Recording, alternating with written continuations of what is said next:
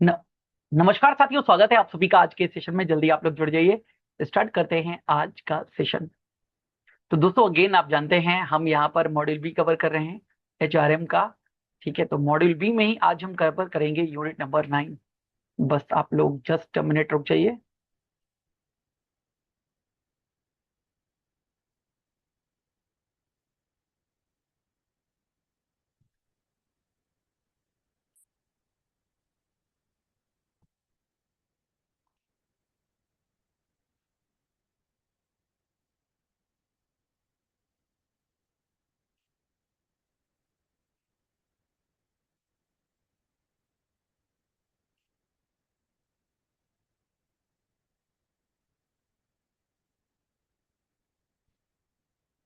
तो दोस्तों, HR unit number 9 HR functions, इसके बारे में हम डिस्कशन करेंगे। ठीक है, अब क्या क्या है यहाँ पर सारी बातें मैं आपको बताऊंगा और बहुत अच्छे से डिस्कशन करेंगे एमसीक्यूज के माध्यम से। ठीक है, तो बेसिकली आपका जो यूनिट 9 है मॉड्यूल बी में आता है और इसमें एचआर फंक्शंस के बारे में डिस्कशन करेंगे। यानी कि जो ह्यूमन रिसोर्स है, क्या क्या काम करता है, वो सब यहाँ पर हम डिस्कशन करेंगे। ठीक है, चलिए बढ़ते हैं सेशन की ओर बिना किसी टाइम वेस्ट के। उम्मीद करता हूँ आप सब लोग बहुत अच्छे होंगे। तो चलिए, यहाँ पर क्या क्या कवर करना है हमें, ये आप एक बार अपना टॉपिक देख लीजिएगा। यहाँ पर ऑब्जेक्टिव है, इंट्रोडक्शन है, ह्यूमन रिसोर्स प्लानिंग क्या होती है डिस्कशन करेंगे, रिक्रूटमेंट क्या होता है, सिलेक्शन क्या होता है, दोनों में डिफरेंसेस क्या होते हैं। Then impact of technology on critical HR function, ये डिस्कस करेंगे। Then social media policy for organization, need and content thereof, ठीक है, वो डिस्कशन करेंगे। कंपनसेशन क्या होता है, इंसेंटिव बेस्ड कंपनसेशन क्या होता है, एट्रीशन या टर्नओवर मैनेजमेंट क्या होता है, और employ risk assessment systems in bank. ये मेन आपका स्ट्रक्चर है यूनिट नंबर 9 का, जो हम कवर करेंगे। ठीक है, एमसीक्यूज के माध्यम से। तो चलिए स्टार्ट करते हैं आज का सेशन। और ये रहा पहला question. With the reference to human resource department establishment in an organization, consider the following statement. यानी कि ह्यूमन रिसोर्स डिपार्टमेंट, एचआरडी, हर जगह होता है। आपको भी जब आपका सिलेक्शन बैंक में हुआ होगा, तब एचआरडी से आप लोग कनेक्ट हुए होंगे अपने ह्यूमन रिसोर्स डिपार्टमेंट से। उसी ने आपको अपॉइंटमेंट लेटर भेजा होगा। ठीक है, सारी चीजें आप एचआर के थ्रू ही प्रोसेस हुई होंगी। तो एचआर डिपार्टमेंट हर एक ऑर्गेनाइजेशन में होता है। तो उसके बारे में कुछ पॉइंट्स हैं। पहला पॉइंट है, before setting up an HR department, the organization should define its mission and goals. क्या एचआर डिपार्टमेंट को सेटअप करने से पहले इसके मिशन और गोल्स को डिफाइन किया जाता है कि एचआर क्या करेगा? दूसरा, reviewing employ records and personal files is one of the audit issues to be examined. Reviewing employ record, employ के रिकॉर्ड को रिव्यू करना। और पर्सनल का मतलब भी कर्मचारी है। ठीक है, कर्मचारियों की फाइल है। ठीक है, ये one of the audit issue है जिसको एग्जामिन किया जाएगा। तीसरा है कंपनसेशन स्ट्रक्चर। कंपनसेशन का मतलब, आप जो काम कर रहे हो उसके लिए आपको क्या मिलेगा। कंपनसेशन को हिंदी में क्षतिपूर्ति कहते हैं। तो बेसिकली यहाँ पर कंपनसेशन का मतलब यही है कि आपको जो भी सर्विसेज आपसे ली जा रही है उसके बेसिस पर आपको क्या दिया जाएगा। तो compensation structure is irrelevant while assessing HR system. क्या ऐसा होता है? देन आपको इनमें से बताना है कौन सा स्टेटमेंट करेक्ट है। और ये रहे आपके ऑप्शंस, 1 एंड 2 ओनली, ठीक है, 2 and 3 only, 1 only, 1 2 and 3 only. ये आपको यहाँ पर बताना है। ठीक है, तो क्या है? Compensation structure is irrelevant while assessing HR system. क्या ये, देखो, पहली बात बिल्कुल सही है, यस। जब हम एचआर डिपार्टमेंट को सेटअप करते हैं तो उसके डिफाइन तो करेंगे ना मिशन एंड गोल्स। ठीक है, एचआर क्या करेगा, हम लोगों ने इसके पहले बहुत ज्यादा एचआर के बारे में डीपली डिस्कस किया हुआ है। एचआर क्या है? ठीक है, एच अब आज की डेट में स्ट्रेटेजिक एचआरएम है, स्ट्रेटेजिक ह्यूमन रिसोर्स मैनेजमेंट। तो अगेन एचआरडी का काम, ट्रेडिशनल जो काम था सिर्फ रिक्रूटमेंट सिलेक्शन, ये नहीं, टैलेंट मैनेजमेंट, फ्यूचर लीडर्स को क्रिएट करना, ये एचआर का मेन काम है। तो अगर एचआर डिपार्टमेंट आप सेट कर रहे हैं तो उसके मिशन और गोल्स को आपको डिफाइन करना होगा कि एचआर क्या करेगा। देन एचआर का काम क्या है? यहाँ पर एम्प्लॉय के रिकॉर्ड्स को रिव्यू करना, पर्सनल की फाइल। ठीक है, ये एक ऑडिट इशू है जिसको एग्जामिन किया जाता है एचआर के द्वारा। लेकिन कंपनसेशन स्ट्रक्चर इज इररिलेवेंट, ये गलत बात है। कंपनसेशन स्ट्रक्चर जो है वो रिलेवेंट होता है। भाई कंपनसेशन स्ट्रक्चर तो देखना पड़ेगा ना, बिना कंपनसेशन स्ट्रक्चर के कौन काम करेगा? तो which of the above statement is are correct? 1 and 2 only is correct है। ठीक है, यहाँ पर ध्यान रखिएगा। तो 1 and 2 करेक्ट है। Define mission goals and auditing employ records are essential preliminary steps. जब आप एचआर डिपार्टमेंट को सेटअप करते हो तो स्टार्टिंग में आपको उसके मिशन को डिफाइन करना है, ठीक है, उसके गोल्स को डिफाइन करना है। देखो, मिशन लॉन्ग टर्म को रिलेट करता है और गोल शॉर्ट टर्म को रिलेट करते हैं। जो आपका मिशन है, उस मिशन तक पहुंचने के लिए बहुत सारे छोटे छोटे गोल्स आपको क्रिएट करने पड़ते हैं। और ऑडिटिंग एम्प्लॉय रिकॉर्ड्स, एम्प्लॉय के रिकॉर्ड्स को ऑडिट करना, ये बहुत ही आवश्यक शुरुआती क्या है, चरण है, स्टेप्स हैं, तो इनको आप मिस नहीं कर सकते हो। तो स्टेटमेंट 3 इनकरेक्ट है। मैंने आपको पहले ही बताया क्यों इनकरेक्ट है, क्योंकि कंपनसेशन स्ट्रक्चर ये एक इंपॉर्टेंट ऑडिट इशू है, as it influence performance incentives. भाई परफॉर्मेंस जो है, परफॉर्मेंस इंसेंटिव किसके भी यहाँ पर होता है, कंपनसेशन स्ट्रक्चर, ठीक है। नेक्स्ट क्वेश्चन पर आते हैं यहाँ पर सीधे। With reference to core people role in HR, समझिएगा, core people role in HR consider the following function. ठीक है, कंसिडर करते हैं वन बाय वन। पहला क्या है, सिलेक्शन इन ओरिएंटेशन, क्या ये कोर पीपल रोल है एचआर में। दूसरा है कैरियर डेवलपमेंट। तीसरा है यहाँ पर ऑर्गेनाइजेशनल कंसल्टिंग। चौथा है यहाँ पर compensation and welfare services. Then which of the above functions fall under the core people role, इनमें से कौन से फंक्शंस हैं जो कोर पीपल रोल के अंतर्गत आते हैं। ठीक है, ये रहे आपके options, 1 2 and 4 only, 1 and 3 only, 2 and 3 only, 1 2 3 and 4। क्या लगता है आपको? देखो अगेन समझिएगा, सिलेक्शन इन ओरिएंटेशन ये कोर पीपल रोल है एचआर का, ठीक है। देन सिलेक्शन का मतलब अगेन व्यक्ति को लेकर के आना, सिलेक्ट करना, और ओरिएंटेशन का मतलब होता है उसको रूबरू कराना ऑर्गेनाइजेशन के बारे में। आप किसी ऑर्गेनाइजेशन को ज्वाइन करते हैं तो सबसे पहले वहां पर आपका ओरिएंटेशन सेशन होता है। ओरिएंटेशन यानी कि ऑर्गेनाइजेशन में आपको इंट्रोडक्शन कराना कि ऑर्गेनाइजेशन में आपका क्या रोल है, कौन कौन से आपके साथ में लोग हैं, आपके मैनेजर्स कौन हैं, आपके सीनियर्स कौन हैं, इसी को ओरिएंटेशन सेशन बोलते हैं। और जिनको आप सर्विस प्रोवाइड कर रहे हैं तो अगेन उनके साथ में, ठीक है। तो सिलेक्शन एंड ओरिएंटेशन ये काम है। कैरियर डेवलपमेंट की बात करें तो कैरियर डेवलपमेंट भी कोर पीपल रोल है एचआर का, बिल्कुल सही बात है। ऑर्गेनाइजेशनल कंसल्टिंग की अगर हम बात करें यहाँ पर, तो ऑर्गेनाइजेशनल कंसल्टिंग भी इसका मेन, सॉरी, ऑर्गेनाइजेशनल कंसल्टिंग जो है ना, वो कोर पीपल रोल नहीं है एचआर में। कंपनसेशन और वेलफेयर सर्विसेज तो हैं, सही ऑप्शन इसका क्या हो जाएगा, 1 2 and 4। अब कोर पीपल रोल के बारे में मैं यहाँ पर आपको बता देता हूं, तो देख लीजिएगा यहाँ पर, selection, orientation, career development, compensation and welfare services, ये कोर पीपल रोल हैं। क्या क्या होते हैं यहाँ पर और डिटेल में डिस्कस करते हैं। तो organisational consulting belongs to organisational value added role, ये कोर पीपल रोल के अंतर्गत नहीं आता है, core people role of HR, यानी कि एचआर के अंतर्गत जो कोर पीपल रोल है, लोगों का रोल, ठीक है।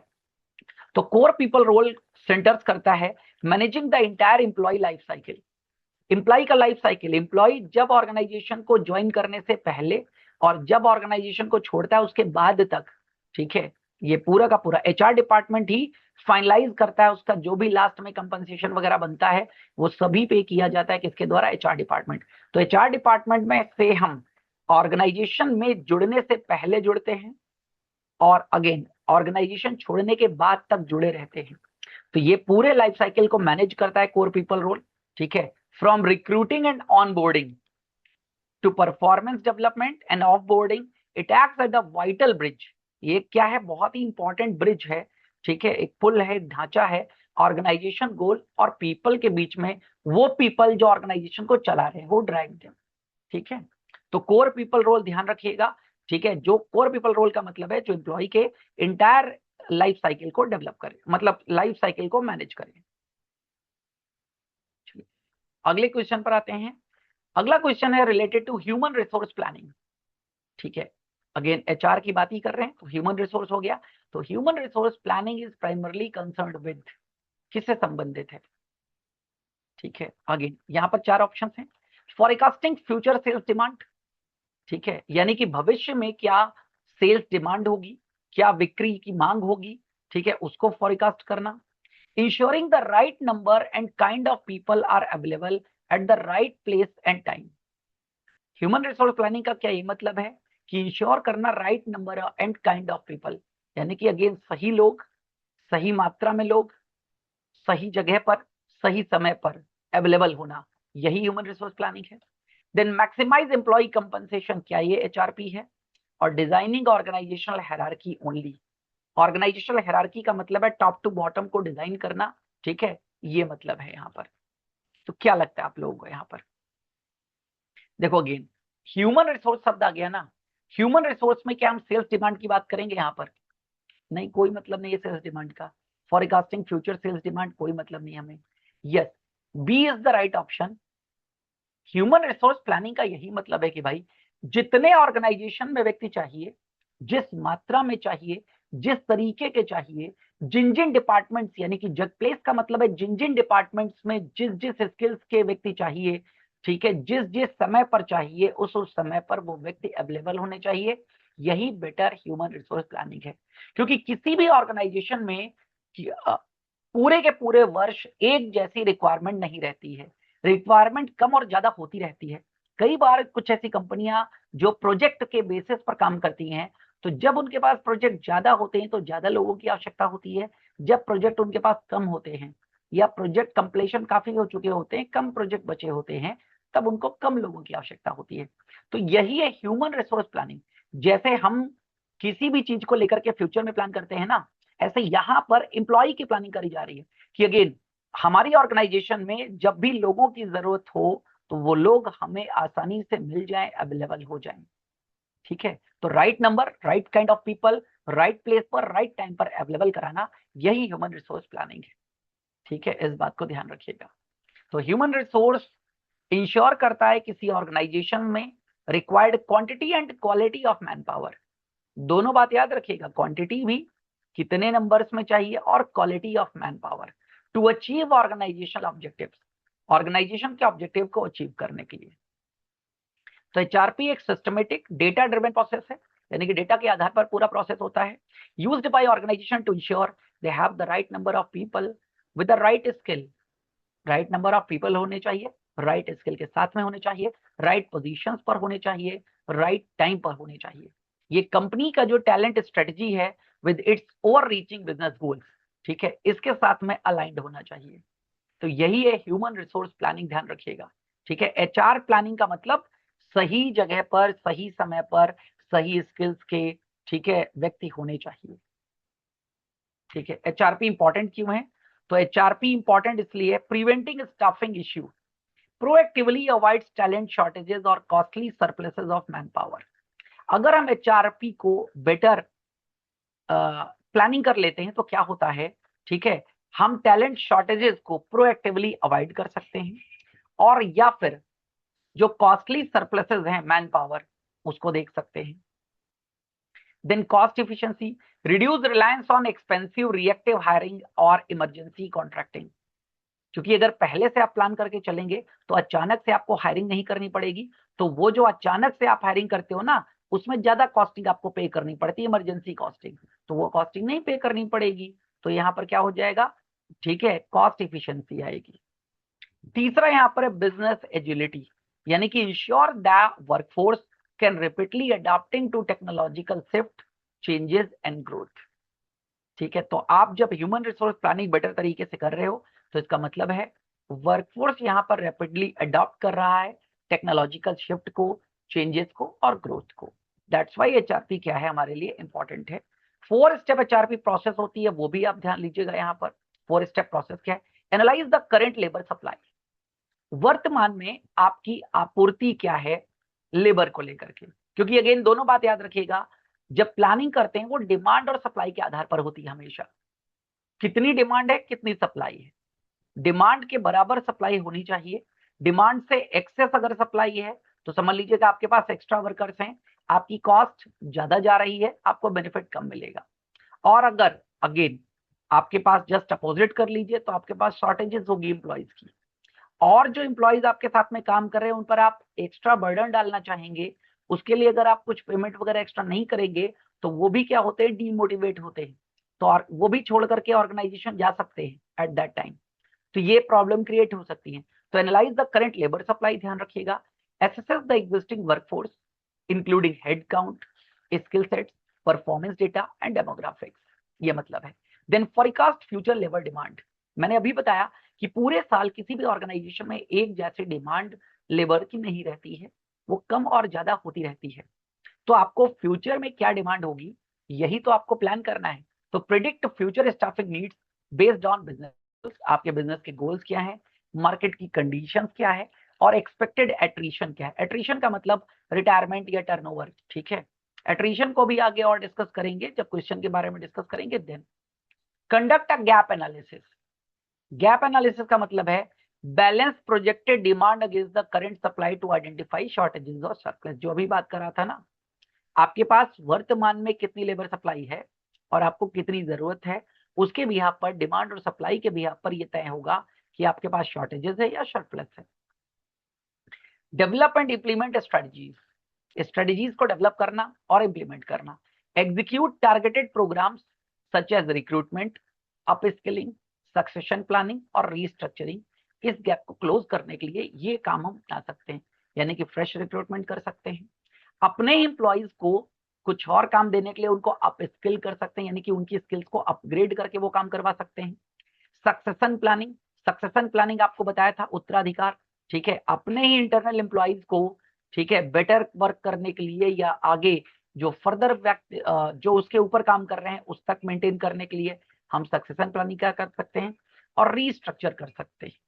ठीक है, पता चला जो डिपार्टमेंट्स में एम्प्लॉइज हैं, ठीक है, वो अलग अलग जगहों पर हैं, तो हम रीस्ट्रक्चर करके अलाइंड कर देंगे उसको, या कहीं पर किसी डिपार्टमेंट में काम कम है, किसी डिपार्टमेंट में काम ज्यादा है, तो एम्प्लॉय को वहां से उठा करके जहां काम ज्यादा है वहां पर लेट कर देंगे। तो एक तरीके से रीस्ट्रक्चर कर देंगे। इससे क्या हो जाएगा, ये जो गैप है हमारा वो फुलफिल हो जाएगा। तो ये 4 स्टेप एचआरपी प्रोसेस है, ध्यान रखिएगा। ह्यूमन रिसोर्स प्लानिंग इंपॉर्टेंट है। देन आगे आते हैं यहाँ पर अगला question, which of the following are external factors affecting demand forecasting. इनमें से कौन से एक्सटर्नल फैक्टर्स हैं जो डिमांड फॉरकास्टिंग को अफेक्ट करते हैं। याद रखिएगा, डिमांड फॉरकास्टिंग यानी कि आप भविष्य में पूर्वानुमान लगा रहे हो कितनी लेबर की डिमांड होगी आपकी। तो और एक्सटर्नल फैक्टर्स वो फैक्टर्स होते हैं जो जिनका ऑर्गेनाइजेशन से डायरेक्टली लेना देना नहीं होता है, जैसे गवर्नमेंट की पॉलिसी बदल जाना। देखिए आपके सामने ऑप्शन है, पहला है कॉम्पिटिटिव इन्वायरमेंट, दूसरा है यहाँ पर जॉब मार्केट सिनेरियो, तीसरा है टेक्नोलॉजी चेंजेस, चौथा है attrition rate. Select the correct answer using the code below. अब आपको एक्सटर्नल फैक्टर्स यहाँ पर बताने हैं जो डिमांड फॉरकास्टिंग को अफेक्ट करेंगे। ठीक है, 1 and 2 only, 1 2 and 3 only, 1 2 and 3 only, 2 3 and 4 only, और 1 2 एंड 3 4 ओनली। जल्दी से सोचिए और बताइए। इसका देखो, कॉम्पिटिटिव इन्वायरमेंट किस तरीके का कॉम्पिटिटिव इन्वायरमेंट है, यानी कि कॉम्पिटिटर आपके क्या चाह रहे हैं। तो कॉम्पिटिटर इंटरनल फैक्टर हुआ या एक्सटर्नल फैक्टर होगा, कॉम्पिटिटर एक्सटर्नल फैक्टर है। जॉब मार्केट सिनेरियो, बाजार में क्या चल रहा है, ठीक है, जॉब मार्केट सिनेरियो कैसा है, ये इंटरनल है एक्सटर्नल है, ये एक्सटर्नल फैक्टर है जो डिमांड फॉरकास्ट को अफेक्ट करेगा। देन टेक्नोलॉजी में अगर कोई बदलाव आया है तो आपको क्या करना पड़ेगा, ट्रेनिंग देके अप स्किल करना पड़ेगा। तो टेक्नोलॉजी चेंजेस आपके द्वारा नहीं आया है, आप नहीं लेकर के आए हैं, ये भी एक्सटर्नल फैक्टर है टेक्नोलॉजी चेंजेस। ठीक है, देन एट्रीशन रेट की बात करें तो इंटरनल फैक्टर होता है। ये तीनों फैक्टर्स जो है वो एक्सटर्नल फैक्टर्स होते हैं। तो 1 2 एंड 3 ओनली, यानी कि B is the right option. Attrition rate क्या है, एक इंटरनल फैक्टर है, बाकी सारे एक्सटर्नल फैक्टर हैं। अब एट्रीशन रेट होता क्या है वो मैं यहाँ पर आपको क्लियर कर देता हूँ। एट्रीशन रेट मेजर करता है pace at which a company loses employees, customers और subscribers over a specific period.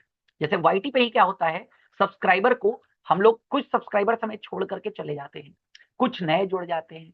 तो अगेन हम ऐसे ही एक ऑर्गेनाइजेशन में एम्प्लॉय जुड़ते हैं, कुछ जुड़ते हैं, कुछ छोड़ करके चले जाते हैं, उनको कहीं और बेटर चीजें मिल रही हैं तो वो जा रहे हैं, और कुछ लोग आ रहे हैं।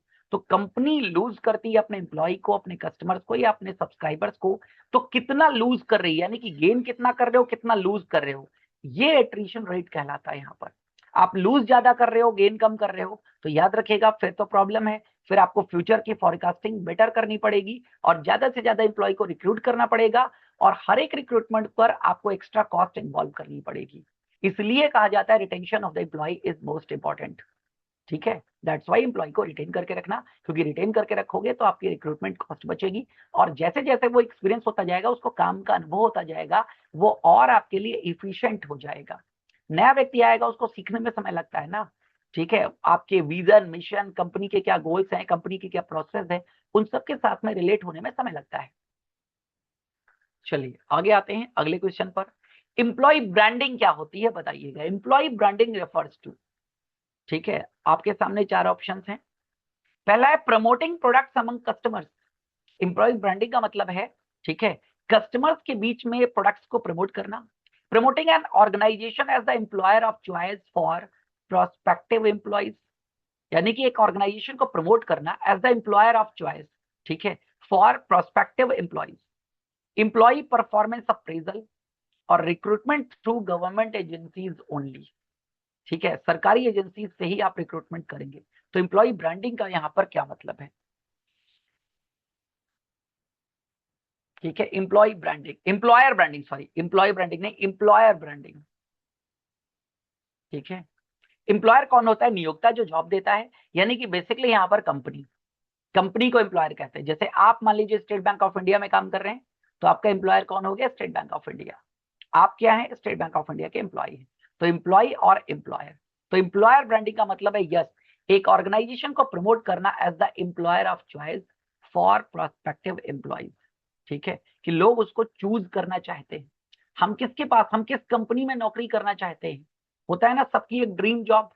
कोई आईटी में अगर बेटर काम करना चाहता है तो वो चाहता है मैं टीसीएस में काम करूं, वो चाहता है मैं एप्पल टेक्नोलॉजीज में काम करूं, ठीक है, वो अगेन जो देश की बड़ी बड़ी ऑर्गेनाइजेशन है उनके साथ में जुड़ना चाहता है। तो एम्प्लॉयर ब्रांडिंग, ठीक है। तो employer branding aims to attract and retain talented employees by build positive employer image, ठीक है, पॉजिटिव एम्प्लॉयर इमेज। एम्प्लॉयर की इमेज जो है वो बहुत ही पॉजिटिव है कि यस यार नियोक्ता बहुत अच्छा है हमारा। ये एक प्रोसेस है, एम्प्लॉय ब्रांडिंग अलग चीज है। अब एम्प्लॉय ब्रांडिंग भी जान लीजिएगा यहाँ पर। एम्प्लॉय ब्रांडिंग क्या होती है, एक प्रोसेस होती है जहां पर अलाइन किया जाता है स्टाफ को कंपनी के मिशन और वैल्यूज के साथ में, जो जिसके साथ में जुड़ करके वो एक्टिवली एम्बॉडी एंड एडवोकेट कर सके ऑर्गेनाइजेशन की, यानी कि आप जिस कंपनी में काम कर रहे हैं उसको खुद आप word of mouth publication, word of mouth publicity के द्वारा प्रमोट कर सके। अब जिस आप स्टेट बैंक ऑफ इंडिया का जिक्र करते हैं ना, मान लीजिए आपके सामने कोई व्यक्ति कहता है मुझे एफडी करानी है, और आप एसबीआई में काम कर रहे हैं, आपको पता है उसके बारे में सब कुछ, आप उससे संतुष्ट हैं, आपको उसका मिशन पता है, आपको उसकी वैल्यू पता है, तो आप क्या करेंगे, प्रमोट करेंगे ना अपनी ऑर्गेनाइजेशन। अच्छा एफडी करानी है, एसबीआई में करा दो, इससे बेटर आपको नहीं मिलेगा, ठीक है। देश का इतना बड़ा बैंक है, नंबर ऑफ ब्रांचेस में सबसे ज्यादा है, नंबर ऑफ एटीएम सबसे ज्यादा है, आप ये चीजें बता रहे हो। तो ये चीजें कैसे, कंपनी का मिशन आपको पता है, कंपनी की वैल्यूज आपको पता है, और आप कंपनी के एम्प्लॉयज हैं। तो ये टर्न करती है, एम्प्लॉय ब्रांडिंग का मतलब है जो वर्कफोर्स है वही आपके ब्रांड एम्बेसडर्स हैं। और लेकिन इस ब्रांड एम्बेसडर के लिए आपके पेमेंट नहीं किया है, याद रखिएगा, वरना आप ब्रांड एम्बेसडर रखते हो, एक अच्छा खासा पेमेंट करते हो। एक्टर एक्ट्रेस होते हैं ना प्रोडक्ट के ब्रांड एम्बेसडर, ये तो इंथुसियास्टिक ब्रांड एम्बेसडर है, काम कर रहे हैं, आपके आपकी प्रोसेस अच्छी लग रही है, ठीक है। सेम एज एम्प्लॉय ब्रांडिंग बता दिया, ऐसे एम्प्लॉयर ब्रांडिंग कि एम्प्लॉयर के साथ में लोग जुड़ना चाहते हैं कि ये बेटर है, ठीक है, उसकी इमेज पॉजिटिव है। अब दोस्तों आपके लिए एक इन्फॉर्मेशन यहाँ पर मैं बता देना चाहता हूँ, ठीक है, समझ लीजिएगा यहाँ पर। तो दोस्तों 30 सालों से आप जिस ऑर्गेनाइजेशन के साथ में इस समय जुड़ करके पढ़ाई कर रहे हैं, ठीक है, वो है एनएसटूर स्कूल ऑफ बैंकिंग। 30 सालों से सर्विस दे रहा है और 10 लाख से ज्यादा लोग अब तक जुड़ करके जीआईबी, सीआईबी और प्रमोशनल एग्जाम के लिए, ठीक है, हमसे जुड़ चुके हैं और अपने एग्जाम को क्लियर कर चुके हैं वीडियोस और पीडीएफ के माध्यम से। अधिक जानकारी के लिए आप nstour.schoolofbanking.com पर विजिट कर सकते हैं, और मोबाइल एप्लीकेशन जरूर डाउनलोड कर लीजिएगा NS टूर, जहां पर आपको फर्दर जितने भी कोर्सेज हमारे इस समय अवेलेबल हैं, चल रहे हैं, वो आपको यहाँ पर मिल जाएंगे, ठीक है। आई अगेन, जब आप यहाँ पर जुड़ते हैं तो आपको क्या क्या मिलता है, वीडियो लेक्चर, एमसीक्यूज मिलते हैं, case studies, interactive live classes जहां पर हम आपसे इंटरेक्शन कर सकते हैं, जैसे ऑनलाइन मॉक टेस्ट मिलता है आपको यहाँ पर, ठीक है। किसी प्रकार का आपका कोई क्वेश्चन हो तो कमेंट बॉक्स में छोड़ दीजिएगा, ठीक है, या फिर आप मेल कर सकते हैं nstour@gmail.com। और सेशन अगर पसंद आ रहा हो आपको तो सेशन को लाइक कर लीजिएगा, शेयर कर दीजिएगा और सब्सक्राइब कर लीजिएगा, और सब्सक्राइब करने के बाद बेल आइकन को जरूर दबा दीजिएगा, जिससे हमारे नोटिफिकेशन जब भी कोई क्लास होती है तो सबसे पहले आपको मिल सके। ठीक है, तो अगर आप सभी लोग जुड़े हैं, बहुत अच्छी बात है, जुड़े रहिए, अभी क्लास आगे चल रही है। ठीक है, और कुछ और इन्फॉर्मेशन आपको मैं बता देता हूँ यहाँ पर। सीआईबी सीआईबी के लिए ऑनलाइन इंटरेक्टिव बैच अभी लॉन्च किया गया है। ठीक है, जिसका अगेन ये रिकॉर्डेड बैच है। 5999 इसका वैसे प्राइस होता है, ओरिजिनल प्राइस इसका है 2499 का, लेकिन रिकॉर्डेड अगेन 5999 का भी यहाँ मिल रहा है आपको। लेकिन अभी एक और ऑफर आपको मिल रहा है जहां पर 1000 रुपीज ऑफ हो जाएंगे, तो 4999 का ये कोर्स आपको मिलेगा। क्या क्या मिलेगा आपको यहाँ पर? एमसीक्यू, केस स्टडी और कैप्सूल क्लासेस। कंटेंट जो है वो स्पेशली डिजाइंड है बाय तूर सर। ठीक है, कंटेंट यहाँ पर तूर सर के द्वारा डिजाइंड है, पूरा का पूरा उन्होंने ही डिजाइन किया है। ठीक है, देन रिवीजन क्लासेस आपको मिलती हैं एग्जामिनेशन के टाइम पर, मैराथन क्लासेस आपको मिलते हैं एमसीक्यूज के माध्यम से। तो आप इस बैच से जुड़ सकते हैं। अधिक जानकारी के लिए आपको कॉल नंबर दे रखा है। ठीक है, आप इस नंबर पे कर सकते हैं, और व्हाट्सएप करना हो तो आप इस नंबर पे कर सकते हैं। ठीक है, हम सब लोग जुड़ करके हमेशा आपके एग्जामिनेशन को क्लियर कराने के लिए मेहनत करते रहते हैं। और अगर आप यूट्यूब पर हमसे जुड़िए फ्री डेली लाइव क्लासेस के लिए, जीआईबी, सीआईबी और प्रमोशनल एग्जाम के लिए। ठीक है, कॉन्सेप्ट भी कराया जाता है यहाँ पर, क्वेश्चन भी कराए जाते हैं हमारी क्लासेस में। लॉन्ग और डिफिकल्ट क्वेश्चंस की क्लासेस भी होती हैं, केस स्टडी और क्वेश्चंस की भी क्लासेस होती हैं। बस यूट्यूब चैनल को आप लोग ज्वाइन कर लीजिएगा।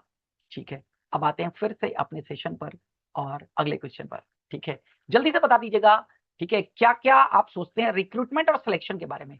Consider the following statement. कुछ स्टेटमेंट आपको कंसीडर करना है, किससे रिलेटेड? रिक्रूटमेंट और selection.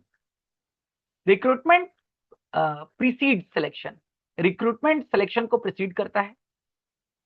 Recruitment aims at attracting candidate, recruitment का उद्देश्य होता है कैंडिडेट को अट्रैक्ट करना, यानी कि वो फॉर्म भर सके हमारे वहां। ठीक है, then selection aims at eliminating unsuitable candidates, selection का उद्देश्य क्या है? जो अनसुटेबल कैंडिडेट है उनको हटा करके जो सुटेबल है उनको सिलेक्ट कर लेना, ये उद्देश्य होता है। तो which of the above statement are correct, इनमें से कौन से स्टेटमेंट यहाँ पर करेक्ट है, ये आपको यहाँ पर बताना है।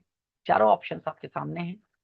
तो दोस्तों गेन आप देखिएगा, रिक्रूटमेंट प्रीसीड सिलेक्शन, सिलेक्शन के पहले रिक्रूटमेंट होता है। ऑब्वियसली पहले एम्प्लॉय को अट्रैक्ट किया जाता है। शुरुआत में आप किसी ऑर्गेनाइजेशन के साथ जब जुड़ते हैं तो क्या करते हैं? पहले आप उस ऑर्गेनाइजेशन का फॉर्म भरते हैं, पहले वो वैकेंसी निकालता है, फिर आप उसको फॉर्म भरते हैं। तो ये जो फॉर्म भरने की प्रक्रिया है इसी को रिक्रूटमेंट कहते हैं, यानी कि अट्रैक्टिंग द, ठीक है, अट्रैक्टिंग द जो फ्यूचर एम्प्लॉय या जो फ्यूचर टैलेंट है उसको अट्रैक्ट करना पहले अपनी ओर। फिर बहुत सारे हमारे पास एप्लीकेशन आएंगे, अब उसमें हम शॉर्टिंग करेंगे। ठीक है, इंटरव्यू की प्रोसेस है तो इंटरव्यू करेंगे, मेरिट बेस्ड सिलेक्शन करना है तो मेरिट बेस्ड करेंगे, जो जैसे ही मुझे सिलेक्ट करना है जिन लोगों को, फिर हम एक लिस्ट बनाएंगे, उसमें सिलेक्टेड कैंडिडेट्स होंगे। सिलेक्शन का मतलब है कि रिक्रूटमेंट में अगर 100 फॉर्म आए थे, सिलेक्शन 10 लोगों का हुआ, तो 90 लोगों को हमने क्या कर दिया? इलिमिनेट कर दिया, इलिमिनेट। तो यही मतलब, बिल्कुल ये तीनों बातें सही दे रखी यहाँ पर। तो सही ऑप्शन क्या हो जाएगा यहाँ पर? 1, 2 and 3 is the right option. 1, 2 and 3। Next, ये रिक्रूटमेंट का मतलब है create a pool of applicants, applicants के पूल को क्रिएट करना। ठीक है, और सिलेक्शन आइडेंटिफाई करता है most suitable candidate from that pool, उस पूल से कौन कौन से मोस्ट इंपॉर्टेंट कैंडिडेट्स हैं जो हमें लेकर के आने हैं। Then which of the following are steps in the selection process, selection process में कौन कौन से स्टेप्स होंगे? अब ये आप लोग बता दोगे, मुझे पूरा पता है। Screening and preliminary interview, screening interview होगा, फिर प्रीलिमिनरी इंटरव्यू होगा। मतलब स्क्रीनिंग और प्रीलिमिनरी इंटरव्यू का मतलब यही है, पहला इंटरव्यू। ठीक है, देन सिलेक्शन टेस्ट होते हैं यहाँ पर, देन पर्सनल इंटरव्यू होता है। सिलेक्शन टेस्ट में आप क्वालिफाई करेंगे तो पर्सनल इंटरव्यू होगा, then reference and background check होगा, और जॉब ऑफर, जॉब ऑफर होता है। अब select the correct answer using the code below. अब आपको यहाँ पर 1 बाय 1 स्टेप्स बताने हैं, स्टार्टिंग से लेकर के एंड तक के स्टेप्स को आपको कोडिफाई करना है। कोड आपके सामने ये दे रखे हैं, 1, 2 and 3 only, 1, 2, 3 and 4 only, 2, 3 and 2, 3, 4 and 5 only, 1, 2, 3, 4 and 5 only. कौन कौन से स्टेप सिलेक्शन प्रोसेस में होते हैं? जल्दी से सोचिए और बताइए, जो भी आपको लग रहा हो यहाँ पर क्लियर करिए। तो क्या कोई ऐसा पॉइंट आपको दिख रहा है जो सिलेक्शन प्रोसेस का हिस्सा ना हो? भाई सभी सिलेक्शन प्रोसेस का हिस्सा है। स्क्रीनिंग और प्रिलिमिनरी इंटरव्यू होता है ना, फर्स्ट इंटरव्यू जस्ट आपसे इंफॉर्मेशन के लिए, फिर आपको सिलेक्शन टेस्ट के लिए बुलाया जाएगा कि आज ये टेस्ट दे दीजिए, ठीक है। फिर क्या होगा, पर्सनल इंटरव्यू होगा आपका, ठीक है। पर्सनल इंटरव्यू के बाद क्या किया जाता है, रेफरेंस और बैकग्राउंड चेक किया जाता है, किसने आपका रेफरेंस दिया था, क्या आपका बैकग्राउंड है, होता है ना डॉक्यूमेंट चेकिंग। आप लोग भी जब नौकरी ज्वाइन किए थे, ठीक है, तो आपका बैकग्राउंड चेक हुआ होगा। देन फिर बात आती है जॉब ऑफर। जब ये सब कुछ ओके हो जाता है तब जॉब ऑफर कर दी जाती है। उसके बाद जॉब ऑफर के बाद आपका काम होता है, ठीक है, जॉब ऑफर को एक्सेप्ट करना, और एक्सेप्ट करने के बाद फिर आपको ज्वाइनिंग डेट दी जाती है, ज्वाइन करना। तो ये पूरी प्रोसेस होती है, ठीक है। तो ये सारे के सारे ऑप्शन यहाँ पर सही है, कोई गलत नहीं है यहाँ पर ऑप्शन, ठीक है। Next, which of the following are cited as latest trends in corporate recruitment. दोस्तों रिक्रूटमेंट का मेथड थोड़ा सा बदल गया है, तो लेटेस्ट ट्रेंड की बात हो रही है यहाँ पर कॉर्पोरेट रिक्रूटमेंट में। लेटेस्ट ट्रेंड्स क्या है इस समय, तो कॉर्पोरेट टैलेंट नेटवर्क, दूसरा ऑप्शन है सोशल सोर्सिंग, तीसरा ऑप्शन है रिक्रूटर्स एज सोर्सर्स, और चौथा है एप्लीकेंट ट्रैकिंग सिस्टम। ये चार आपको यहाँ पर लेटेस्ट ट्रेंड दिए हैं। अब इनमें से बताना है select the correct answer using the code villain. सिर्फ अगेन कॉर्पोरेट रिक्रूटमेंट के लेटेस्ट ट्रेंड में सिर्फ 1 एंड 2 ओनली आता है, 1 2 एंड 3 ओनली आता है, 1 2 3 एंड 4, और 2 3 एंड 4 ओनली। ये आपको इनमें से बताना है कौन कौन सा सही ऑप्शन आपको लग रहा है, फटाफट यहाँ पर बता दीजिए, जो भी आपको लगता है क्लियर कर दीजिएगा। भाई corporate talent network, social sourcing, recruiter as sources, applicant tracking system, ये चारों के चारों कॉर्पोरेट रिक्रूटमेंट के लेटेस्ट ट्रेंड है। होता क्या है चारों को मैं एक्सप्लेन कर देता हूं यहाँ पर वन बाय वन। पहला है कॉर्पोरेट टैलेंट नेटवर्क। इसका मतलब क्या है, ये कम्युनिटी होती है of potential candidate, employees, alumni, customers and followers maintained by an organization to attract and engage talent of future recruitment needs। ये नेटवर्क, आपने एक ऐसा नेटवर्क एस्टेब्लिश कर रखा है जिस नेटवर्क में पोटेंशियल कैंडिडेट्स हैं, एम्प्लॉयज भी आपके जुड़े हैं, एलुमनाई आपके जुड़े हुए हैं, ठीक है, कस्टमर्स भी हैं और फॉलोअर्स भी हैं। इसका पूरा का पूरा एक नेटवर्क है। तो आपको जब जरूरत पड़ेगी, ये पूरा आपके पास एक नेटवर्क तैयार है, जब जरूरत पड़ेगी इस नेटवर्क से आप क्या कर लेंगे, अपने काम के लिए लोगों को हायर कर लेंगे। दूसरा सोशल सोर्सिंग। आजकल सोशल मीडिया आप जानते हो बहुत बड़ा रोल प्ले कर रही है रिक्रूटमेंट में। लिंक्डइन, खासकर मैं इसकी बात करूं, लिंक्डइन आप जानते हो प्रोफेशनल नेटवर्क है पूरा का पूरा लोगों का। लिंक्डइन पर आप जानते हो नंबर ऑफ सर्कल से लोग जुड़े होते हैं, ठीक है।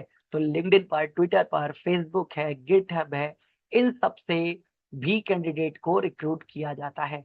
यहाँ पर विज्ञापन डाले जाते हैं, लोग अप्लाई करते हैं। तो ये भी कॉर्पोरेट रिक्रूटमेंट का एक लेटेस्ट ट्रेंड है, सोशल सोर्सिंग, यानी कि सोशल मीडिया वेबसाइट्स के माध्यम से। फिर है recruiter as sourcers. Recruiters as sourcers का मतलब refer to the modern HR approach where recruiters focus primarily on finding and attracting high quality candidates. यानी कि जो रिक्रूटर्स हैं वही सोर्सर्स हैं, ठीक है। अगेन वो क्या कर रहे हैं, वो फाइंड कर रहे हैं high quality candidate, while hiring managers take greater responsibility for detail assessment and selection। तो जो रिक्रूटर्स हैं वही सोर्सर्स हैं यहाँ पर। फिर बात आता है एप्लीकेंट ट्रैकिंग सिस्टम। ये एक सॉफ्टवेयर है जो ऑटोमेट करता है रिक्रूटमेंट प्रोसेस को, collecting, storing, tracking, screening and managing candidate applications throughout the hiring cycle. तो एटीएस का भी इन्वॉल्वमेंट है यहाँ पर। ये पूरा एक सॉफ्टवेयर है जो ऑर्गेनाइजेशन इस समय मैनेज करती है। नेक्स्ट क्वेश्चन है, with reference to Government of India policy on discontinuing interviews for lower level post, consider the following statement। दोस्तों आपको पता होगा, ठीक है, जैसे इस समय ग्रुप बी सी डी की जो भी जॉब्स होती हैं उनमें अब इंटरव्यू नहीं होता है, डायरेक्ट आपका रिटन टेस्ट होगा, रिटन टेस्ट की मेरिट के आधार पर सिलेक्शन दे दिया जाता है। ग्रुप ए की जो जॉब्स हैं उसमें तो इंटरव्यू होता है। तो ये गवर्नमेंट ने चेंज किया, ये थोड़ा सा, हालांकि कोई 1-2 साल का करंट का क्वेश्चन नहीं है, लेकिन यस गवर्नमेंट ने हाल ही में जो बदलाव किए थे तो एक करंट से रिलेटेड एक क्वेश्चन है। Interview were discontinued for many group C and equivalent post from 1 January 2016। Interview को डिसकंटिन्यू कर दिया गया बहुत सारी ग्रुप सी और ग्रुप सी के जैसी जितनी भी जॉब्स हैं 1 जनवरी 2016 से। क्या ये सही है? The objective was to improve transparency and reduce corruption. Transparency को इम्प्रूव करने के लिए और करप्शन को रिड्यूस करने के लिए ऐसा किया गया। Skill test and physical test were also abolished. Skill test और फिजिकल टेस्ट भी नहीं होते हैं, इनको भी एबॉलिश कर दिया गया है। दोस्तों ये तो बात गलत है। फिजिकल टेस्ट अभी भी होते हैं। अभी दरोगा भर्ती चल रही हो, सिपाही भर्ती चल रही हो, क्या फिजिकल टेस्ट नहीं होगा? फिजिकल टेस्ट के बिना आप उनको भर्ती कर लेंगे? कतई नहीं। और स्किल टेस्ट, ठीक है, जैसे एसएससी में एक जॉब होती है एसएससी स्टेनो, तो स्किल उसमें चेक करी जाती है, टाइपिंग, ठीक है। तो अगेन क्या वो ये टाइपिंग टेस्ट वगैरह नहीं होते हैं? आप शॉर्ट हैंड के टेस्ट नहीं होते हैं? बिल्कुल होते हैं दोस्तों। तो ये गलत है, तो which of the above statement is correct? इसकी अगर मैं बात करूं यहाँ पर, तो सही ऑप्शन पहले ही मैंने बता दिया, 1 and 2 ओनली, 1 and 2 ओनली। बिल्कुल ध्यान रखिएगा। तो गवर्नमेंट ऑफ इंडिया ने यहाँ पर डिसाइड किया 1 जनवरी 2016 से कि interviews would no longer be conducted for recruitment to group C post and equivalent non gazetted post. जो गेजेटेड यानी कि एक राजपत्रित अधिकारी की पोस्ट होती है सेंट्रल गवर्नमेंट मिनिस्ट्रीज में, डिपार्टमेंट्स में, तो सेंट्रल गवर्नमेंट में जो गेजेटेड ऑफिसर्स की पोस्ट है उसके लिए तो इंटरव्यू होंगे, लेकिन जो नॉन गेजेटेड पोस्ट है ग्रुप सी या इसके बराबर की, उसमें किसी प्रकार का कोई इंटरव्यू नहीं होगा। क्यों किया गया सरकार के द्वारा ऐसा? तो again to make recruitment more objective, बहुत ही उद्देश्य वाला बनाने के लिए, और मेरिट बेस्ड के आधार पर। The objective was to improve transparency and reduce corruption. जो मैंने आपको बताया, ट्रांसपेरेंसी को इंप्रूव करने के लिए और करप्शन को रिड्यूस करने के लिए। The policy was introduce to, policy को इंट्रोड्यूस किया गया किस लिए? Reduce scope for favouritism and corruption. आपका कोई फेवरेट है, आप उसको भर लेते हो, इंटरव्यू हटा ही दिया गया। वरना इंटरव्यू के मार्क्स, आप इंटरव्यू में आपका कोई फेवरेट आया तो आपने वहां पर, और इंटरव्यू में कहते हैं करप्शन होता है, क्योंकि इंटरव्यू में पता चल जाता है किसने आपका इंटरव्यू लिया, वो इंटरव्यू में मार्क्स कम ज्यादा करके, क्योंकि इंटरव्यू के मार्क्स ऐड किए जाते हैं फाइनल सिस्टम में। देन रिक्रूटमेंट में ट्रांसपेरेंसी लाने के लिए और मेरिट बेस्ड सिलेक्शन को प्रमोट करने के लिए और इक्वल अपॉर्चुनिटी देने के लिए कैंडिडेट को, स्पेशली फ्रॉम वीकर सेक्शन, जो कमजोर वर्ग से आते हैं। तो ये मेन रीजन था behind abolishing interview for lower level post. लेकिन ठीक है, गवर्नमेंट ने सिर्फ इंटरव्यू कंपोनेंट को एबॉलिश किया है। फिजिकल टेस्ट है, स्किल टेस्ट है, ये सारे टेस्ट अभी भी होते हैं। ठीक है, जहां रिक्वायरमेंट होती है वहां पर अभी भी होते हैं। तो interviews were discontinued but skill test and physical test could continue wherever required. ध्यान रखिएगा। नेक्स्ट, अगला क्वेश्चन यहां पर पढ़िएगा। A company forecast that it will require 500 employees after 3 years। एक कंपनी ये फॉरकास्ट करती है कि उसको 500 एम्प्लॉय को रिक्रूट करना होगा 3 सालों के बाद में। अभी इस ऑर्गेनाइजेशन के पास 550 एम्प्लॉय हैं और कोई मेजर एक्सपेंशन प्लान नहीं है इसके पास। तो बेस्ड ऑन एचआरपी प्रिंसिपल, जो ह्यूमन रिसोर्स प्लानिंग का प्रिंसिपल है, उसके आधार पर which of the following action is most likely, कौन सा एक्शन इसमें मोस्ट लाइकली एक्शन होगा? एग्रेसिव एक्सटर्नल रिक्रूटमेंट करना पड़ेगा, रीडिप्लॉयमेंट एंड रिट्रेंचमेंट प्लानिंग करनी पड़ेगी, increased campus hiring, expansion of employee benefits. क्या करना पड़ेगा यहां पर?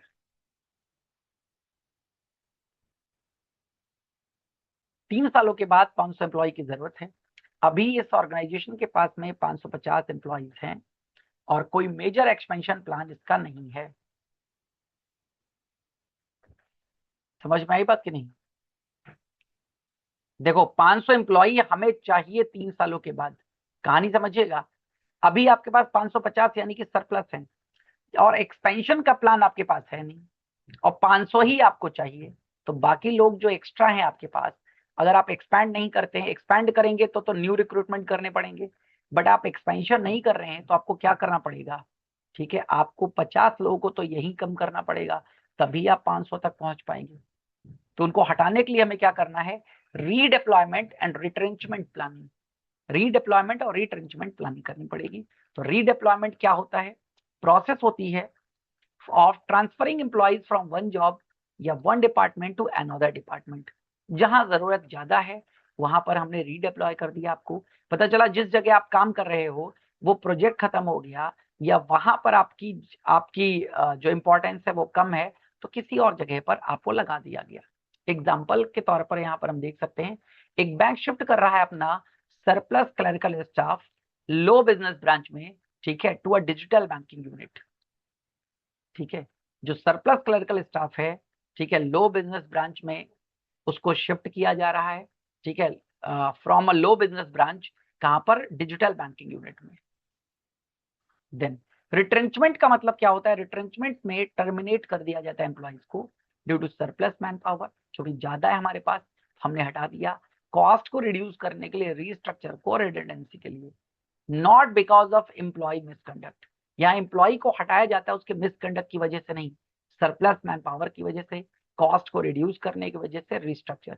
कई बार कंपनियां कॉस्ट का हवाला देकर के आप देखते हो बहुत सारे लोगों को जॉब से निकाल देती हैं।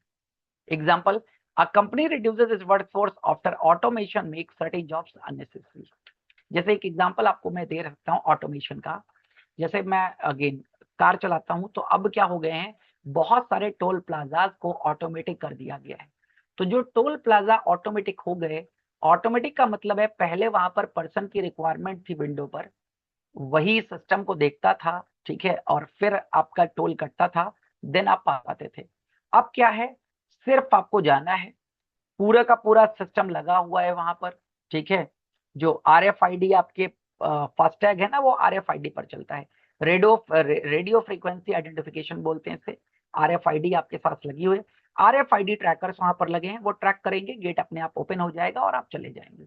तो जिस टोल पर लगभग मान के चलते हैं 50 एम्प्लॉय थी, टोल को ऑटोमेट करने के बाद अब मात्र 5 या 10 एम्प्लॉय से आप काम चला सकते हो, तो बाकी लोगों को आपने निकाल दिया, ये रिट्रेंचमेंट। देन ले ऑफ क्या होता है, ले ऑफ को भी समझ लीजिएगा। ले ऑफ क्या होता है, layoff is a temporary inability of an employer to provide work to employees due to reason such as shortage of raw material, power failure, machinery breakdown और economic slowdown.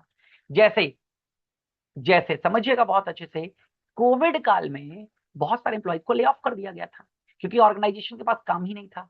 जब काम ही नहीं है तो आपको क्या काम देंगे, वो इसलिए आपको निकाल रहे हैं कि अगेन ना आपने कोई मिसकंडक्ट किया है, उनके पास खुद काम नहीं है, और बिना काम के कोई ऑर्गेनाइजेशन रन कर सकती, नहीं कर सकती। तो अगेन कोई मैन्युफैक्चरिंग यूनिट है, आप देखते हो उस मैन्युफैक्चरिंग यूनिट में कभी ज्यादा प्रोडक्शन होता है, कभी कम प्रोडक्शन होता है। तो जब ज्यादा प्रोडक्शन करना होता है तो ज्यादा एम्प्लॉय उसने रख लिए, लेकिन आगे चल करके, ठीक है, डाउन सीजन आ गया और प्रोडक्शन आपका कम हो गया, तो आपने कुछ एम्प्लॉयज को ले ऑफ यानी कि कुछ समय के लिए छुट्टी पे भेज दिया। ठीक है, तो ये मतलब है।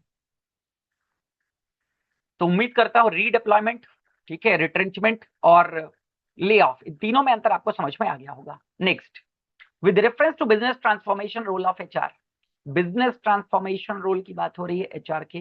Consider the following function, aligning HR initiatives with business strategy, HR initiatives को बिजनेस स्ट्रेटेजीज के साथ में अलाइन करना।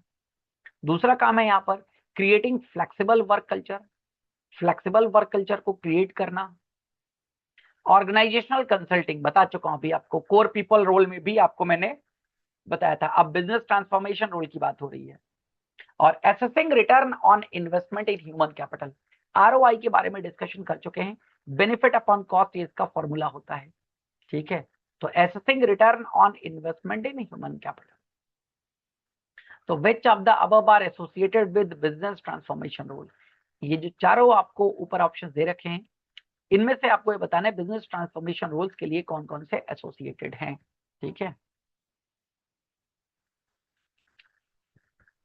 पहला है 1 2 and 4 only, 1 and 3 only, 2 and 3 only, 1 2 3 and 4 only.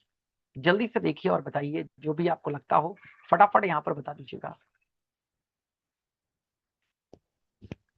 जो भी आपको क्लियर लग रहा हो फटाफट यहाँ पर मुझे बता दीजिएगा।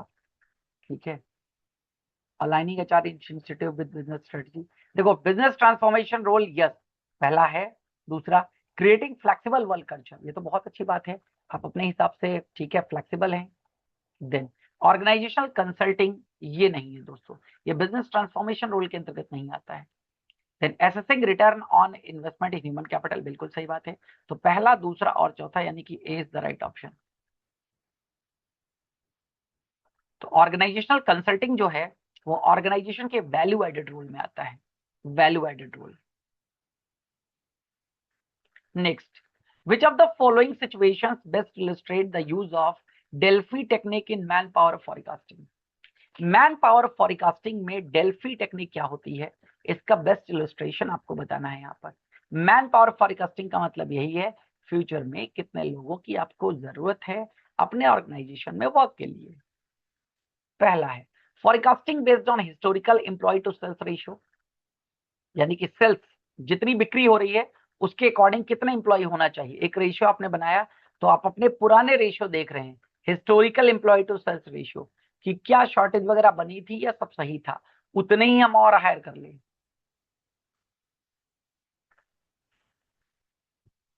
दूसरा यहाँ पर obtaining independent estimate from experts and arriving at a consensus forecast. Independent estimate जो है ना, ठीक है, फ्रॉम एक्सपर्ट ये ऑब्टेन करेंगे और अराइव होंगे at a consensus forecast. Then measuring productivity norms through time and motion studies, productivity norms को मेजर करना किसके माध्यम से, टाइम एंड मोशन स्टडीज के माध्यम से। Then calculating man power requirement solely from annual budget, man power की जो रिक्रूटमेंट है, ठीक है, उसको कैलकुलेट करना।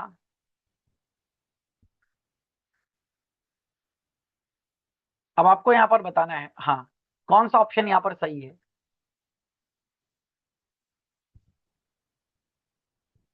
समझिएगा, डेल्फी टेक्निक के बारे में बात हो रही है, जो भी आपको लगता हो प्लीज बताइए।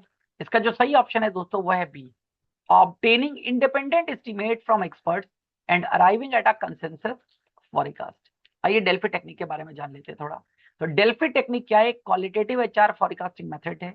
क्वालिटेटिव है ना कि क्वांटिटेटिव, यानी कि वैल्यू रियल में अमाउंट में आएगी नहीं आएगी इससे मतलब नहीं है। तो डेल्फी टेक्निक एक क्वालिटेटिव एचआर फॉरकास्टिंग मेथड है जो यूज करता है anonymous panel of expert to predict future man power needs. ठीक है, एक पैनल ऑफ एक्सपर्ट होता है एनोनिमस, कोई भी, ठीक है, वो ये बताएगा कि मैन पावर की नीड्स क्या पड़ सकती है फ्यूचर में। एक्सपर्ट सबमिट करते हैं फॉरकास्ट और reasoning through multiple iterative rounds, reviewing aggregated anonymised feedback to refine their estimate until a reliable consensus on staffing recruitment is achieved। ठीक है, जब तक ये प्रॉपर कंफर्मेशन नहीं आ जाता है सभी के साथ में मिलकर के डिस्कशन करके के, तब तक आगे नहीं बढ़ेंगे। तो डेल्फिक टेक्निक अब मैं समझता हूं आपको पता चल गई होगी। Next, an organization wants to fill a vacancy for promoting an existing employee. एक ऑर्गेनाइजेशन जो है अपने एग्जिस्टिंग एम्प्लॉय को प्रमोट करके वैकेंसी को फिल करना चाहती है। ठीक है, which of the following consequence is most likely, consequence क्या होगा, ठीक है, मोस्ट लाइकली। तो लोअर रिक्रूटमेंट कॉस्ट होगी यहां पर। दूसरा, increased employee motivation, motivation employee का इंप्रूव होगा यहां पर। Then easier compliance with reservation policy, क्योंकि रिजर्वेशन पॉलिसी के बिहार पर आपके पास इजियर कंप्लायंस है। Then greater possibility of organizational politics, organizational politics की ग्रेटर पॉसिबिलिटी होती है।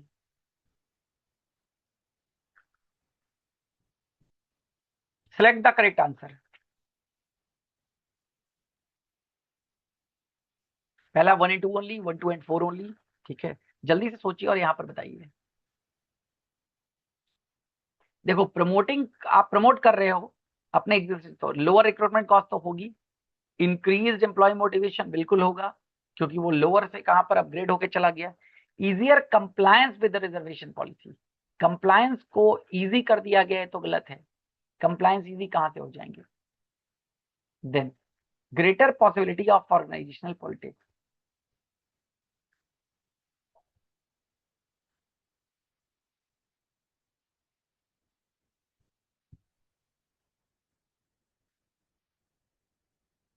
सही ऑप्शन इसका क्या है दोस्तों, 1 2 and 4 ओनली, पहला दूसरा और चौथा। ठीक है, कैसे एक्सप्लेनेशन समझ लीजिएगा।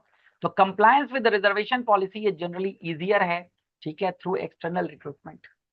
ठीक है, ये एक्सटर्नल रिक्रूटमेंट के माध्यम से आप इसको इजी बना सकते हो।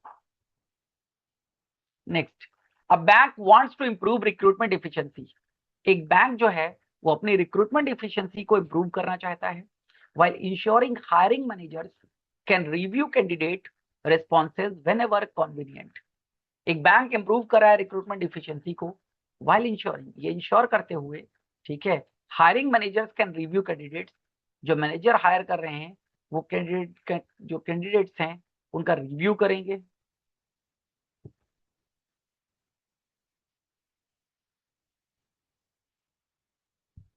कैंडिडेट, हाँ बिल्कुल समझ लीजिएगा बहुत अच्छे से।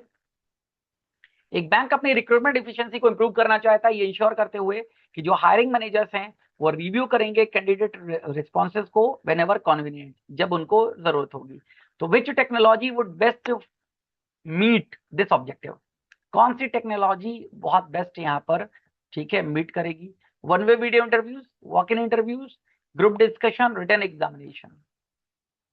ठीक है, ये चार आपके सामने दे रखे हैं ऑप्शन, सोचिए और बताइएगा यहाँ पर। ठीक है, कौन सी कौन सी जो टेक्नोलॉजी है वो बेस्ट मीट करेगी इस ऑब्जेक्टिव को,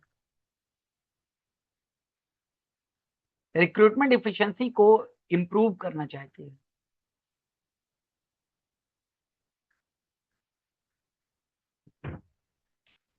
सही ऑप्शन है दोस्तों यहाँ पर one way video interviews.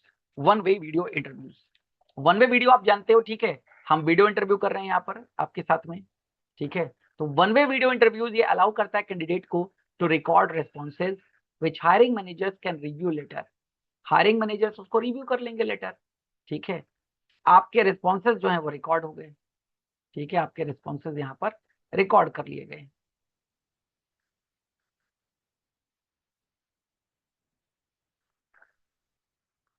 Then next, a bank is hiring 5000 clerical staff across India, एक बैंक 5000 क्लरिकल स्टाफ हायर कर रहा है पूरे इंडिया में।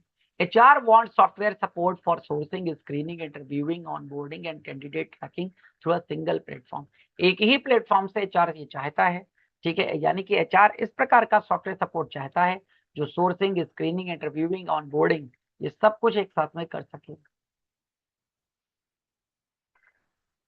तो which statement is most appropriate? पहला है technology can completely replace HR decision, end-to-end recruitment software can support all recruitment stages but cannot replace human judgment, recruitment software is useful only for sourcing, then a recruitment software is useful only for in IT company, सिर्फ IT company में ही recruitment software इस्तेमाल है? भाई आजकल तो हर एक organisation में recruitment software का इस्तेमाल किया जाता है, जो भी बड़ी ऑर्गेनाइजेशन है, जितनी भी बड़ी ऑर्गेनाइजेशन है वहां पर इस तरीके का इस्तेमाल किया जाता है। तो समझिएगा इसका जो सही ऑप्शन है वो है सही ऑप्शन बी। ठीक है,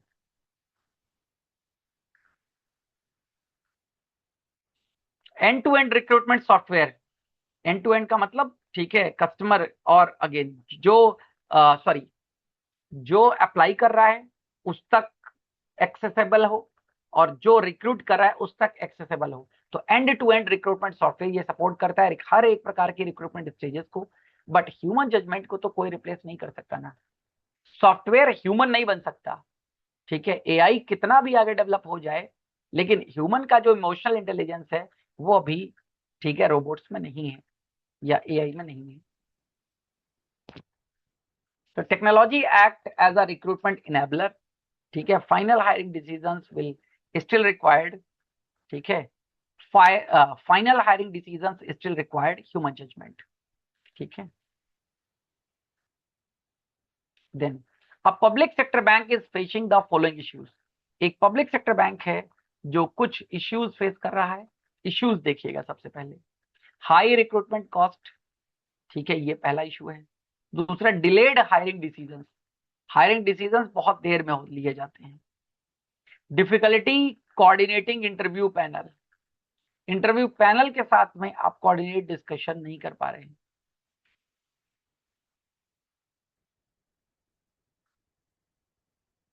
देन जस्ट अ मिनट, हाँ, yes, executive candidate located across multiple cities, which combination of solution would be the most effective? Issues समझ में आ गया आपको, हाई रिक्रूटमेंट कॉस्ट है, डिलेड हायरिंग डिसीजंस है, डिफिकल्टी है कोऑर्डिनेटिंग इंटरव्यू पैनल के, मतलब इंटरव्यू पैनल के साथ में आप कोऑर्डिनेट नहीं कर पा रहे हो। Then executive candidates located across multiple cities, जो एग्जीक्यूटिव कैंडिडेट्स हैं यानी कि जो इंटरव्यू वगैरह ले रहे हैं वो मल्टीपल सिटीज में लोकेटेड है। तो कौन सा कॉम्बिनेशन यहाँ पर ठीक है, सोल्यूशन देगा और वो मोस्ट इफेक्टिव होगा। Internal recruitment and promotion policy, video interviewing and ATS यानी कि application tracking system enabled recruitment process होनी चाहिए। एम्प्लॉय वेलफेयर स्कीम्स या फिर job enrichment and job rotation. तो अगेन ऑब्वियसली यहाँ पर आप देख रहे हो ये हाई रिक्रूटमेंट कॉस्ट है, तो आप वीडियो इंटरव्यू कर लो। ठीक है, आप एम्प्लॉय को बुलाइए मत अपने पास, ना आप जाइए, आप जहां बैठे हैं सिस्टम से आप इंटरव्यू ले लीजिए। तो वीडियो इंटरव्यू और एटीएस एप्लीकेशन ट्रैक सिस्टम है ना, ठीक है, ये इनेबल करता है एक रिक्रूटमेंट प्रोसेस को। वीडियो इंटरव्यू रिड्यूस करता है travel and coordinating cost. ATS improve करता है प्रोसेस एफिशिएंसी।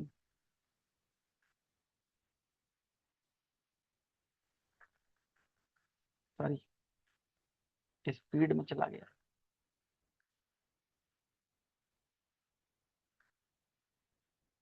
हम्म अगले क्वेश्चन पर आते हैं। तो अगला क्वेश्चन केस स्टडी है, यहाँ पर समझिएगा बहुत अच्छे से। अब public sector bank plans to open, एक पब्लिक सेक्टर बैंक है, स्टेट बैंक ऑफ इंडिया की बात कर लो, ठीक है, पब्लिक बैंक है, 500 डिजिटल बैंकिंग आउटलेट ओपन करना चाहता है अगले 3 सालों में। एचआर एस्टिमेट करता है that while the recruitment for clerical staff will reduce by 15%। भाई अगेन 500 डिजिटल बैंकिंग आउटलेट आप ओपन करोगे, उस डिजिटल बैंकिंग के आउटलेट की वजह से स्टाफ को 15% से रिड्यूस करना पड़ेगा। Demand for IT security specialist और data analyst will increase significantly, क्योंकि आप डिजिटल बैंकिंग आउटलेट्स बनाओगे तो आपकी जो रिक्वायरमेंट है वो बदल गई, तो आईटी सिक्योरिटी स्पेशलिस्ट की डिमांड बढ़ जाएगी, उनका रिक्रूटमेंट आपको करना पड़ेगा। और डेटा एनालिस्ट, ठीक है, इनकी भी जो डिमांड है वो बढ़ जाएगी। द एचआर हेड, एचआर का जो हेड है वो फर्स्ट कंडक्ट कर रहा है डिमांड फॉरकास्टिंग। सबसे पहले क्या डिमांड है, ठीक है, देन सप्लाई फॉरकास्टिंग,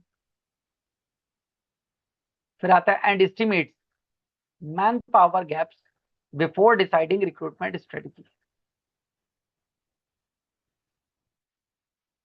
तो एचआर हेड क्या कर रहा है यहाँ पर, पहली फर्स्ट कंडक्ट कर रहा है demand forecasting, supply forecasting, estimate man power gaps before deciding recruitment strategy.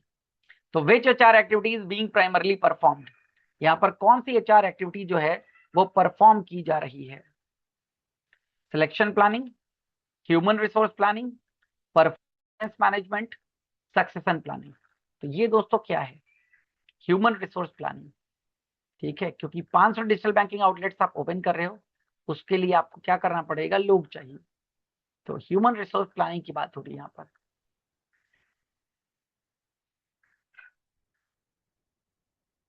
Then next अगला क्वेश्चन, हाँ ये पता चल गया यहाँ पर। डिमांड फॉरकास्टिंग, सप्लाई फॉरकास्टिंग और मैन पावर गैप एनालिसिस, ये कोर एलिमेंट्स किसके हैं, एचआरपी के, human resource planning. Case study again वही है, ठीक है।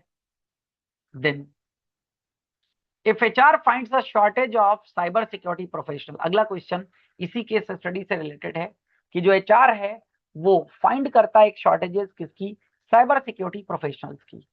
The next logical step would be, ठीक है, अगला जो लॉजिकल स्टेप होगा वो क्या होगा, next logical step will be,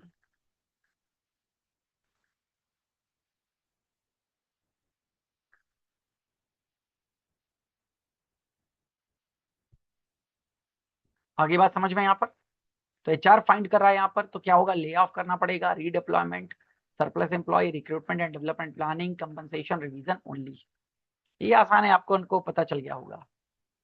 भाई आईटी प्रोफेशनल्स की जरूरत है ना आपको, आईटी तो उनको तो हायर करना पड़ेगा ना, वो आपके पास तो नहीं है ना, आप उनको क्रिएट कर सकते हो। तो after identifying manpower deficits, HR plans recruitment training and sourcing strategies. अगला केस स्टडी है यहाँ पर पढ़िएगा। A private bank receive 20,000 application for 200 vacancies, एक प्राइवेट बैंक को 20,000 एप्लीकेशन प्राप्त होते हैं अपनी 200 वैकेंसीज के लिए। 200 वैकेंसीज उसने निकाली थी जिस पर 20,000 एप्लीकेशन रिसीव हुए हैं। HR teams wants to attract large number of applicants, HR team ये चाहती है, ठीक है, कि बहुत सारे एप्लीकेंट्स को अट्रैक्ट किया जा सके, while ensuring only suitable candidates are hired. ठीक है, साथ के साथ ये इंश्योर कर रही है कि सुटेबल कैंडिडेट्स जो हैं उन्हीं को सिर्फ हायर किया जाएगा।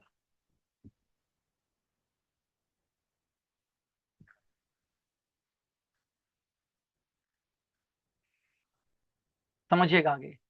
तो which activity is concerned with attracting applicants, कौन सी एक्टिविटी यहाँ पर अट्रैक्टिंग एप्लीकेंट्स से रिलेटेड है? सिलेक्शन, रिक्रूटमेंट, इंडक्शन और प्लेसमेंट। ये तो आपको पता होगी भाई। HR teams want to attract large number of applicants, applicants की बात हो रही है, तो रिक्रूटमेंट यहाँ पर। ठीक है, आप अट्रैक्ट करना चाह रहे हो कि ज्यादा से ज्यादा लोग आपका एप्लीकेशन फिलअप करें। ठीक है, तो ये रिक्रूटमेंट में आएगा, क्योंकि रिक्रूटमेंट में क्या किया जाता है, एप्लीकेंट्स का पूल क्रिएट किया जाता है। देन फिर से वही केस स्टडी है, which activity is concerned with eliminating unsuitable candidates. अब ये भी आपको पता चल गया होगा। ठीक है भाई, अनसुटेबल कैंडिडेट्स को आप हटाओगे, उसी को क्या बोलते हैं? सिलेक्शन बोलते हैं। रिक्रूटमेंट के बाद होता है सिलेक्शन। ठीक है, देन अगली केस स्टडी है, a bank post vacancies on multiple job portals. एक बैंक जो है वैकेंसीज को पोस्ट कर रहा है बहुत सारे जॉब पोर्टल्स पर। कैंडिडेट्स कंप्लेन्स कर रहे हैं that searching for relevant jobs is difficult because job titles vary significantly.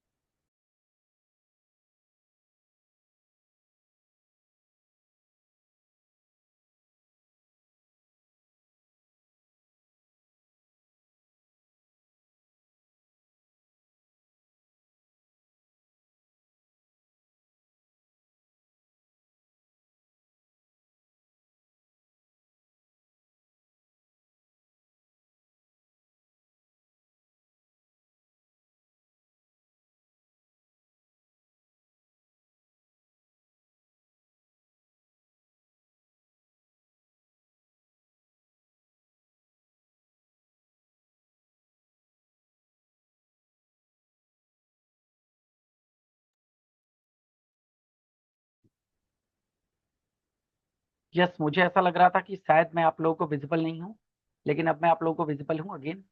ठीक है,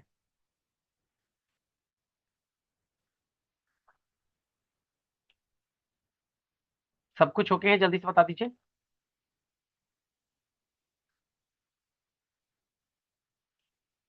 यस, सब कुछ ओके है, मुझे ऐसा लग रहा है बहुत अच्छे तरीके से। हाँ,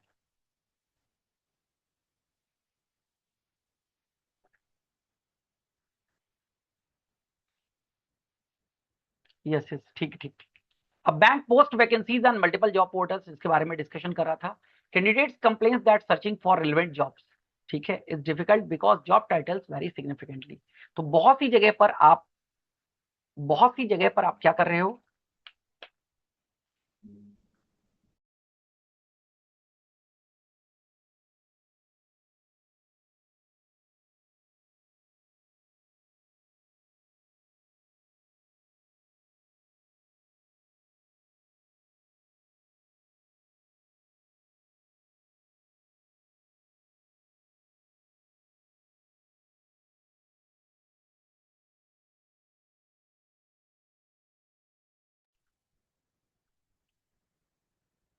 यस, सॉरी, ठीक है।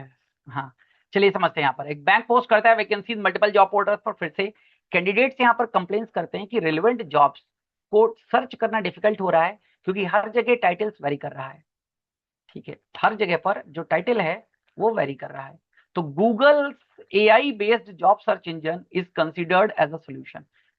गूगल का जो AI artificial intelligence based job search engine है, उसको कंसिडर किया गया एज अ सोल्यूशन। तो what problem is Google for jobs primarily trying to solve? कौन सी प्रॉब्लम है जिसको गूगल प्राइमरली ट्राई करेगा सॉल्व करने की? ठीक है, पहला employee retention, man power forecasting, matching job seekers with relevant vacancies और परफॉर्मेंस इवैल्यूएशन।